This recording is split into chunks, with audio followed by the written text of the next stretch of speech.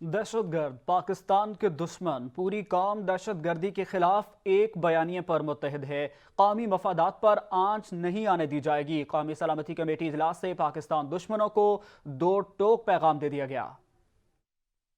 پاک وطن کو درپیش خطرات، قومی سلامتی کمیٹی کا اہم اجلاس۔ وزیر اعظم شہباز شریف کی زیر صدارت اہم بیٹھک میں وفاقی وزراء اور مسلح افواج کے سربراہان شریک ہوئے۔ ملک کی معاشی صورتحال اور درپیش چیلنجز پر وفاقی وزیر خزانہ اسحاق ڈار نے بریفنگ دی۔ وزیر مملکت خارجہ ہنا ربانی کھر نے افغانستان کی صورتحال اور پاکستان کے افغانستان کی عبوری حکومت سے ہونے والے رابطوں سے متعلق بتایا۔ انٹیلیجنس اداروں نے سیکیورٹی صورتحال سے متعلق عوامل اور ان کے سدباب کے اقدامات سے آگاہ کیا۔ قومی سلامتی کمیٹی کے اعلامیے میں واضح طور پر کہا گیا، دہشت گرد پاکستان کے دشمن ہیں، پوری قوم ان کے خلاف ایک بیانیے پر متحد ہے، قومی مفادات پر آنچ نہیں آنے دی جائے گی۔ اتفاق کیا گیا کہ پاکستان کو للکارنے والوں کو پوری قوت سے جواب ملے گا۔ اعلامیے کے مطابق کسی کو بھی قومی سلامتی کے کلیدی تصور کو نقصان پہنچانے کی اجازت نہیں دی جائے گی۔ پاکستان کی بقا، سلامتی اور ترقی کے بنیادی مفادات کا نہایت جرات اور بہادری اور مستقل مزاجی اور ثابت قدمی سے تحفظ کیا جائے گا۔ اجلاس میں دہشت گردی کے خلاف شہداء کی عظیم قربانیوں کو خراج عقیدت پیش کیا گیا۔